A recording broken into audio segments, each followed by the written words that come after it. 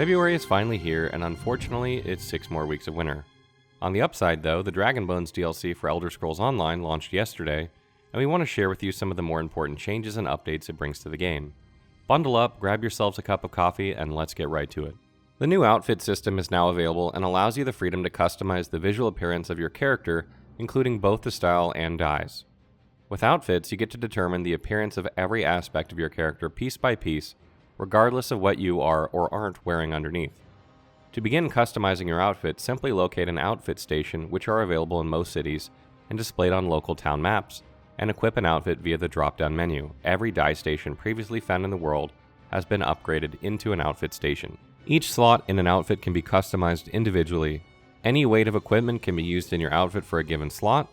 This means that an outfit can override the style of your chest slot to look like a heavy armor cuirass, even when wearing a light armor jerkin or leather jack, but cannot make your feet look like they're wearing gloves instead of boots. This selection and appearance persists while the outfit is active even if you change your equipped armor. You can also set an outfit to hide your currently equipped helm with the hide helmet outfit style, which is always available. Each outfit selection can also be recolored, similar to equipment dyeing, using the same dyes you've unlocked via achievements. In addition to armor, weapons can also be visually changed through the outfit system. Weapon slots are divided into one-handed weapons, shields, two-handed weapons, bows, and staves. You can customize the primary and backup weapons in an outfit separately, and will only see the weapon types that you currently have equipped. You can simply swap weapons to change which weapon types you are customizing, or swap weapon sets to adjust your other set. If you only override the appearance of the two-handed weapons in your active outfit, and then change to dual wielding, you will see the equipped weapons without a style override, whereas switching to another two-hander will continue to show your style override. On the housing front, you can acquire 4 30-slot coffers and 4 60-slot chests for a combined total of up to 360 storage slots. All 4 coffers share the same visual appearance, but each has a unique name and can be nicknamed for easy organization. Chests work the same way with their own shared appearance. To use a storage furnishing, first travel to your home and navigate to the new storage section of the services category of the housing editor to place your collectible. Once you've placed a storage furnishing, you can use it at any time to deposit or withdraw items from that particular collectible. Each one has its own storage, which is separate from all other item storage. Unlike bank storage, ingredients stored in chests and coffers will not be used when crafting, and stored equipment will not appear in deconstruction, research, or upgrade windows at crafting stations. You can purchase storage coffers and chests from the Master Mediator, the Crown Store, or from Telvar merchants. You can also earn a storage coffer from the Level Up Advisor, detailed below, upon reaching level 18 if you have not already purchased it. Level Up Advisor. This new system is designed to teach new players about the many facets of combat and progression in ESO. It contains useful rewards for new and veteran players alike as you progress from levels 2 to 50, and every 5 levels you will receive a milestone reward with something special such as a mount, crown crate, costume, or helpful weapon. Simply open the character UI to claim your rewards. Below you'll find the list of milestone rewards. Skills Advisor. This new system makes recommendations on how to spend skill points based on the build you select. You can use this system to mold your character as you're leveling up, or to help you re-specialize your build after reaching max level. This system is not very well designed, and frankly I doubt many players will use it, since it's not thorough or explanatory enough to be effective. If ZeniMax puts more time into it, it could be though. There are 8 new item sets available from the 2 dungeons, Scalecaller Peak and Fang Lair. Each dungeon has 1 light, medium, heavy, and monster item set to acquire. They are as follows.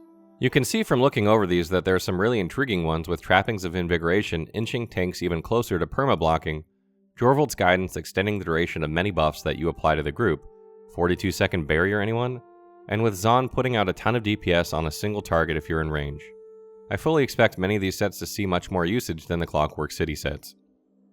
Battlegrounds are once again no CP for all levels, and the respawn timer for player characters has been reduced to 20 seconds from 30 seconds for Chaos Ball and Ald Carrick. Alliance point rewards for your team's placement in Battlegrounds has been reevaluated and is as follows. It's clear from these changes that ZeniMax is trying to give players incentive to play Battlegrounds with this update. Unfortunately, I think it will just exacerbate the current problem of 4-man groups that build just for this type, wiping the floor with any randoms who jump in and try and compete. But we shall see. AoE changes. Area of Effect abilities now deal full damage to all targets hit instead of having a damage penalty after hitting 7 or more targets. Secondary effects from those area effect abilities, snares, stuns, etc. are still capped at 6 targets. This will simply make the Eye of the Storm Train in Cyrodiil even worse. Channeling and interrupt changes. In an effort to make combat more tactical, ZeniMax has made some changes to the way channeling and interrupts work. You'll now move faster when channeling skills that have cast times to entice players to use these abilities more. However, when an ability is interrupted, it is now put on a 3-second cooldown where it cannot be used. Melee cast time and channeled abilities, uppercut, puncturing strikes, etc., ultimate abilities, soul strike, rite of passage, etc., and heavy attacks are still exceptions to this rule and cannot be interrupted. Synergies are no longer affected by global cooldown, which means that they can be activated while you're performing another skill, but the cooldown for each individual synergy has been increased to 30 seconds from 20 seconds. Synergies also now display a unique, prominent visual effect indicating if a synergy is available and can be used by your character, which is nice. In addition, synergies will now grant the synergy prompt to the 3 closest allies to the center of the synergy, up from 1 ally. If 1 ally uses the synergy, the prompt will be removed for the other 2. Block cost changes. Block cost has been decreased to 1730 stamina from 2160, and jewelry enchantments that reduce the cost of block are now subtracted from the base cost first, then percentage reductions to the cost of block are applied. This means stacking jewelry enchantments and block cost reduction passives will now be less effective than before. Ancient Knowledge, Destruction Staff passive, now reduces the cost of block by 18/36%, up from 15 and 30%.